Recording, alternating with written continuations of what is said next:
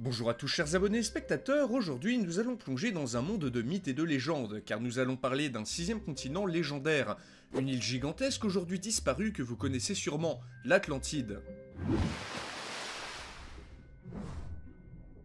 Si aujourd'hui je vous parle du fin fond de l'océan Atlantique, si, j'y suis vraiment, ce n'est pas un montage vidéo, c'est tout simplement car ce continent légendaire a été englouti bien longtemps avant l'apparition d'une autre civilisation humaine. Donc avant d'imaginer l'existence de la civilisation atlante dans la réalité et son impact sur notre monde, je vous propose de voir ensemble les origines et l'histoire de ce mythe.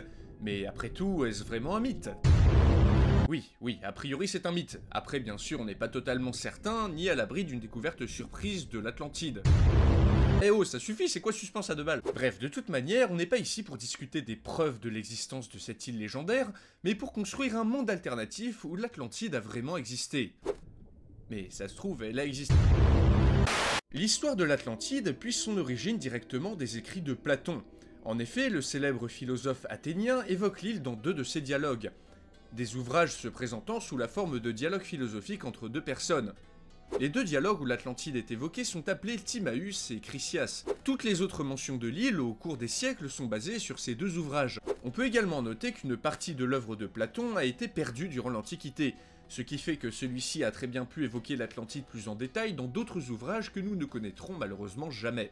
Et pour un mythe qui a survécu autant et a engendré autant d'ouvrages et de recherches, on pourrait penser que Platon, qui en est à l'origine, en parle beaucoup. Bah même pas. L'Atlantide occupe au final une place assez petite dans le travail du philosophe. Bien sûr, Antiquité oblige, le mythe de l'Atlantide prend sa place dans un monde de dieux et de mythologie. Voici donc une brève histoire de la civilisation atlante selon Platon. L'Atlantide aurait été située au-delà des colonnes d'Hercule, c'est-à-dire au-delà du détroit de Gibraltar dans l'océan Atlantique.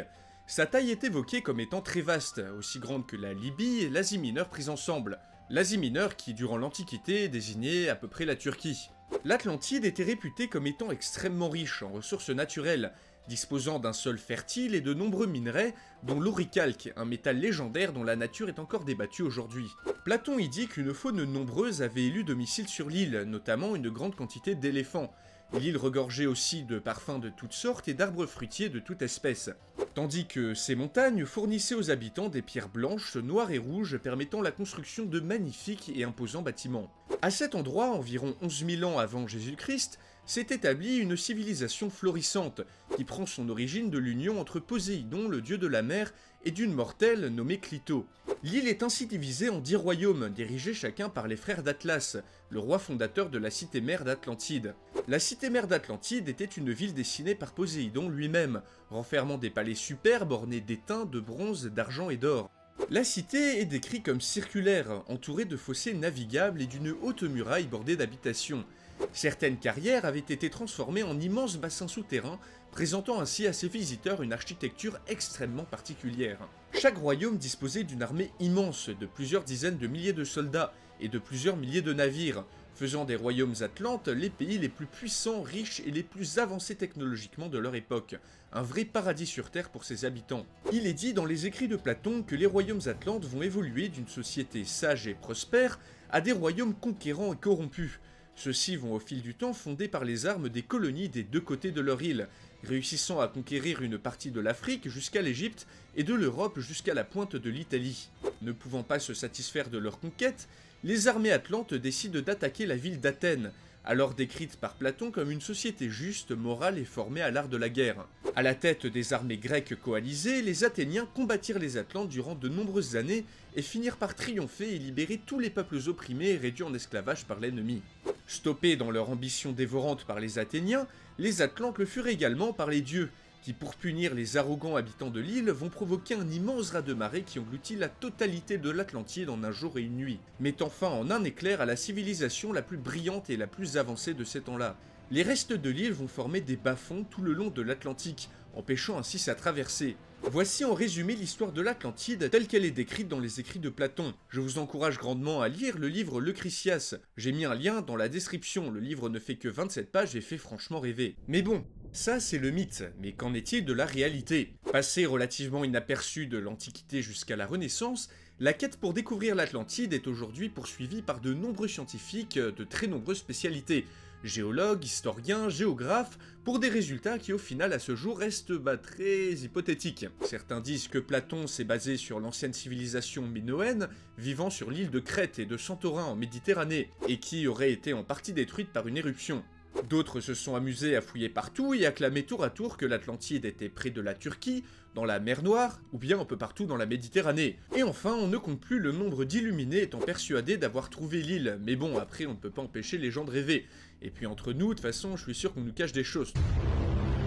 Donc maintenant, chers abonnés et spectateurs, nous allons nous demander ce qu'il se serait passé si l'Atlantide avait vraiment existé. Et si, durant l'Antiquité, une civilisation extrêmement avancée avait élu domicile sur une île au large de Gibraltar? À quoi aurait bien pu ressembler ce monde-là? Et quelle influence les Atlantes auraient pu avoir sur le reste du monde?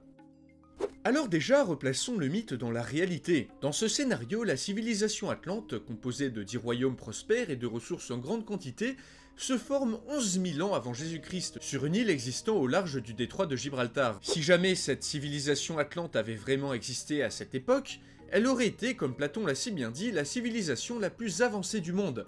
Tout simplement car 11 000 ans avant Jésus-Christ, les humains présents sur la planète ne maîtrisaient même pas l'agriculture. Le reste de l'humanité était encore composé de tribus et de groupes isolés, subsistant de la chasse, de la pêche et de la cueillette de fruits dans la nature. La première grande civilisation humaine connue, les Sumériens, n'apparaîtront qu'en 3200 avant Jésus-Christ, tandis que la civilisation grecque, elle, ne prendra son essor que 900 ans avant Jésus-Christ.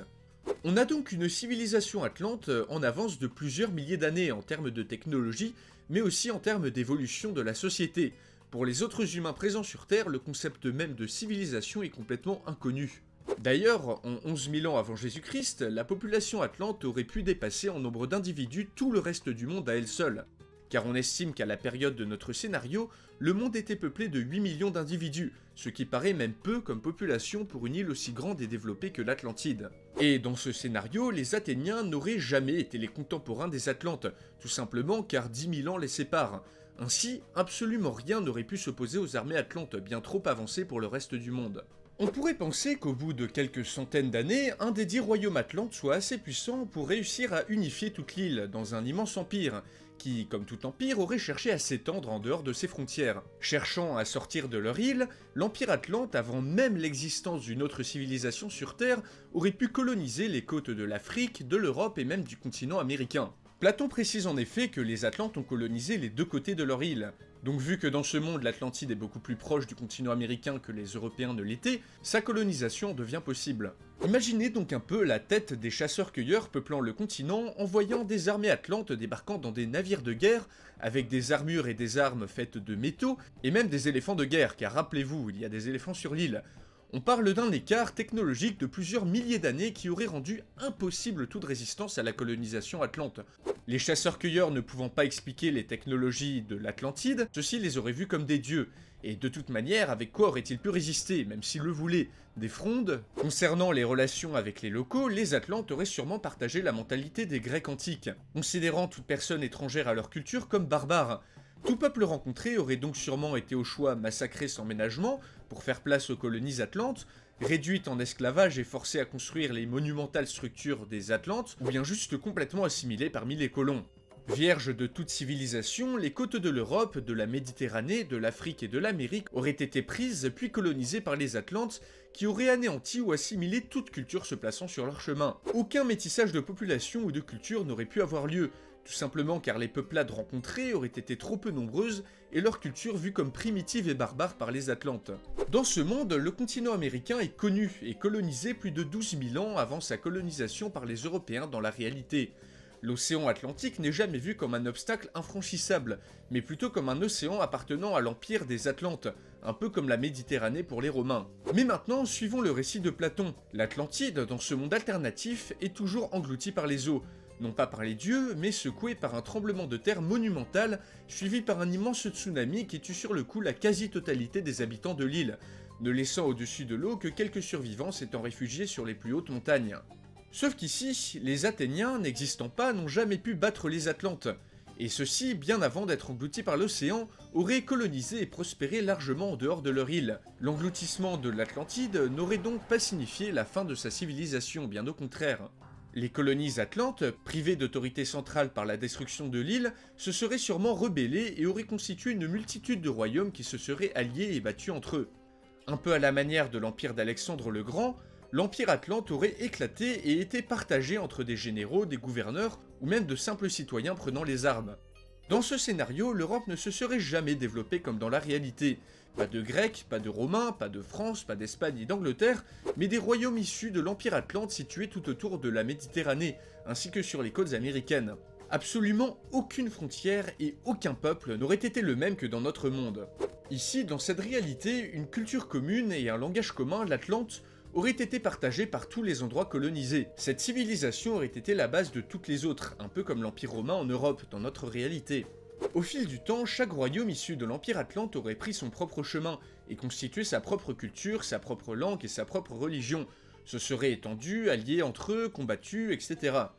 L'Europe, l'Amérique et l'Afrique de ce monde auraient connu des civilisations complètement différentes, toutes basées sur la culture atlante. À mon avis, peu de cultures dans le monde seraient restées vierges de l'influence de cette civilisation.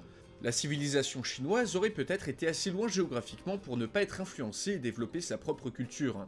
Et on peut imaginer que certaines tribus plus primitives se mettent à imiter les Atlantes et ainsi rattrapent un peu leur retard. Mais ce monde est également très différent car l'existence même de l'Atlantide 11 000 ans avant Jésus-Christ aurait fait prendre à l'humanité des milliers d'années d'avance technologique, sociétale et culturelle. Dans ce monde-là, l'Europe et l'Amérique n'auraient jamais été deux continents séparés, mais plutôt deux continents reliés entre eux par des routes commerciales grâce aux colonies atlantes des deux côtés, et ça plusieurs milliers d'années avant même l'arrivée de Christophe Colomb en Amérique, dans notre monde. Les royaumes et les pays de cette réalité alternative auraient-ils pu rendre durable l'avance de la civilisation atlante? Rien n'est moins sûr, et les exemples de retour en arrière sont assez nombreux dans l'histoire pour le confirmer. Un autre facteur que je n'ai pas pris en compte dans ce scénario est également le climat. En effet, on peut penser qu'une île en plein milieu des courants chauds de l'Atlantique aurait totalement changé le climat européen, qui serait devenu alors un continent bien plus froid et inhospitalier que dans la réalité, ainsi que plein d'autres conséquences totalement imprévisibles. S'il y a des météorologues qui me regardent, donnez-moi votre avis dans les commentaires.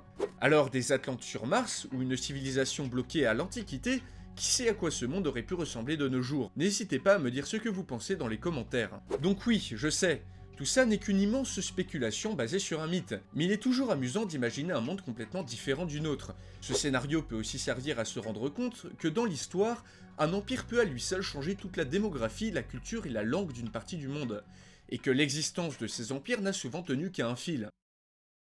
Enfin bref, j'espère en tout cas que vous avez apprécié cette vidéo. Si oui, n'hésitez pas à mettre un petit j'aime, à vous abonner, et pourquoi pas à me laisser un petit pourboire sur Tipeee ou sur Utip. Et en attendant, on se dit à la prochaine pour une nouvelle vidéo.